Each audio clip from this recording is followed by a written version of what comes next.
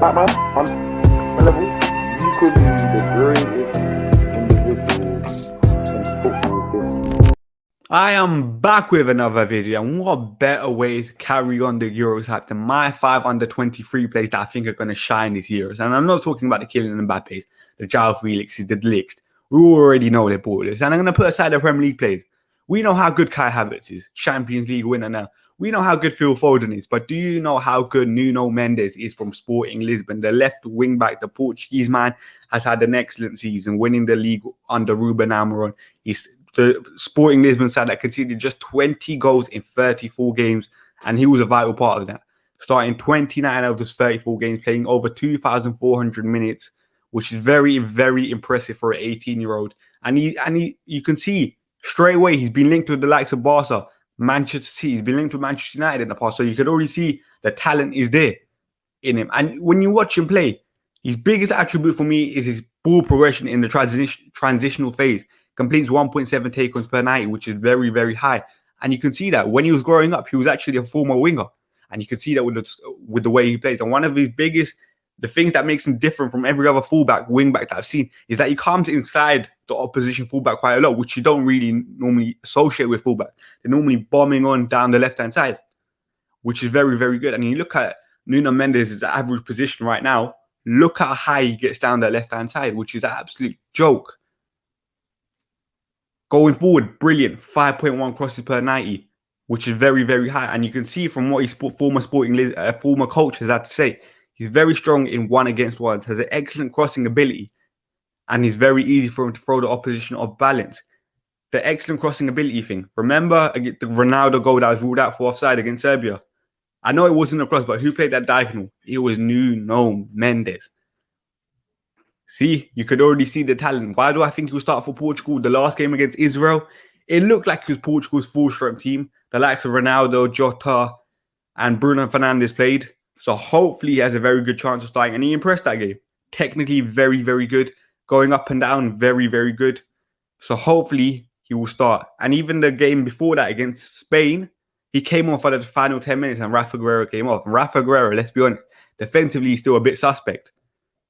So hopefully Nuno Mendes gets a start ahead of him in the Euros campaign and we can see him shining. The next man on my list is Manuel Locatelli, Sassuolo's midfielder. And I'm probably pronouncing that team's name wrong, but this guy's an absolute baller. You can see with his stats down at the bottom straight away. 98.97 touches per 90. He absolutely controls that midfield. Look at his average position right now.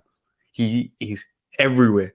And you can see it, like he's part of a Sassuolo side that have averaged 60.8% possession in the league, which is the most in the league. So more than the likes of Juve, AC, Inter, which is very, very impressive. And you saw it. I'm recording this at Friday night. His first game against Turkey, he started and he had a very assured performance with Verratti out. 62 touches, 87.3% pass accuracy. He won his duels. He created a chance. He only lost possession 9 times, which just shows how comfortable he is on the ball. And when you watch him play, he's very, very press resistant, which has seen him linked with the likes of Manchester City in the past. He's even been dubbed the new Pirlo. And you can see that kind of with the way he plays. And this guy's a very good future. And with Verratti potentially out for another couple games, who knows? Locatelli, with Jorginho in the midfield, Italy will have the ball for days. And you can see on the defensively, he does his thing as well. Over 10 ball recoveries, over 1 interception, over 2 tackles, over 2 clearances. He is an absolute baller. His passing range is a joke, and he's only 23. The next player on my list is Jeremy Doku from Stade Rennais, the Belgian right winger. Or if you want to look at it from the last game for Belgium when he played against Belarus, where he got a goal, he got 2 assists, he actually played on the left-hand side. What makes him so interesting? He's actually a right-footed right winger. You don't see many of them in the modern day. Modern day wingers like to come inside, but even then for Stade Rennais, he plays on the right. And people have likened him to St. Maximin. There's a reason why, and you can see from the stats straight away. 5.95 dribbles per game, 10.82 progressive carries. He dribbles past over 4 people per 90 minutes played, which is very, very high. And in Liga and this year, he ranks first for progressive carries with 278. Second for plays dribbled past. Third for passes into the penalty area. Fifth for carries into the penalty area. And fifth for fouls won, which is very, very impressive.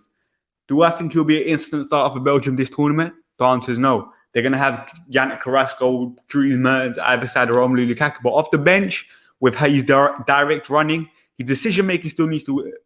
He probably still needs to work on that. I think he ended the season with 2 goals, 3 assists in the league, 5 goal contributions. That's probably not enough. But off the bench, he will have an impact if he gets his minutes.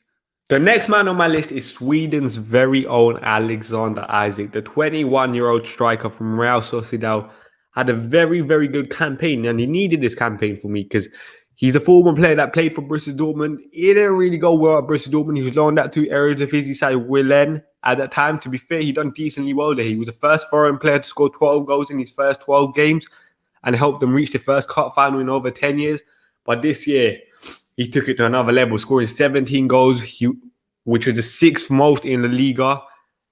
And he's very, very highly rated for Sweden. He made his international debut at 17. He scored in his second game, became Sweden's youngest ever goal scorer when he scored against Slovakia. And you can see from his stats right there, he is a proper number 9. 28 touches he averages per 90. But at the same time, he has 3 shots per 90, 6 touches in the attacking penalty area, which is very, very high for a 21-year-old. So it just shows his movement is very decent. You watch him, he has a very good physique about him, very strong, can hold the ball up, runs the channels very well, even though he's a very tall man. And you saw it against United, for example, in the Europa League. I think there was a point where he absolutely destroyed Victor Lindelof. You can say that about most people, but you still have to give him some sort of credit for that. But at the same time, he does, even, you can understand why when I say this, yeah, because he's 21, but he does miss a lot of big chances. The Real Sociedad created the 2nd most big chances in the Liga this year, level with Real on 93, and he did miss 16 big chances, which you should hope as he gets older, the composure will come in front and goal. But still, 17 goals, 2 assists, a decent year for him. With Zlatan Ibrahimovic out for Sweden with injury, this guy could step up and hopefully he will be starting and bagging goals for Sweden this year. The last player on my list is Ryan Gravenberch from Ajax, the 19-year-old central midfielder who has been likened to Paul Pogba because of his physique and his stature and his technical ability. And there's a reason why. You can see from his stats straight away, over 8 ball recoveries, 2.30 interceptions, over 50 carries on the opposite side, 2.86 carries into the final third, which is very, very impressive. Do I think he'll start for Ajax this year? I mean, for Holland in this tournament, the answer is no. With Frank de Boer starting to play a back 3 with a midfield 3 of De Roon, Wijnaldum, Frankie de Jong, I think he will be the 4th choice midfielder. But he did get a goal the other day, which hopefully will put him up the pecking order, and which is why I think he will be the 4th choice midfielder. And when you want to see a game out with his physique, I think he'll be a perfect option for that. And I think for Ajax this year, with the departure of Donny van der Beek, he started 31 games, which is a lot more than the previous season, which shows he is growing into that role. And remember, his agent is Mina Raiola. Everyone hates him, but let's be honest, he's one of the best agents in the world. And if Ryan Gravenberch has a good tournament, he will probably move on to a bigger club, maybe a Premier League club, maybe Barca, maybe Real. Who knows? But this is he's going to be a valuable asset for Holland this tournament. Hopefully he performs, and we can see it. Look at his average position. He loves that left-hand side. He either plays in the left of a double pivot or in the left of a midfield 3. And people have said, the other day, well, not the other day now, a couple of months ago, he played against Feyenoord when he won 3-0, one of the last games of the season. He ended the game with 10 out of 10 duels, won 5 out of 5 dribbles complete, which just shows how defensively he's secure. Going forward, he can carry the ball very, very well. And for such a young age, he could become elite midfielder by the age of 23 if he gets a good move under good coaching. And people need to remember, this guy plays under Erik ten Hag right now, a very, very good coach. So he's only going to get better. But this has been my 5 players to look out for in Euros.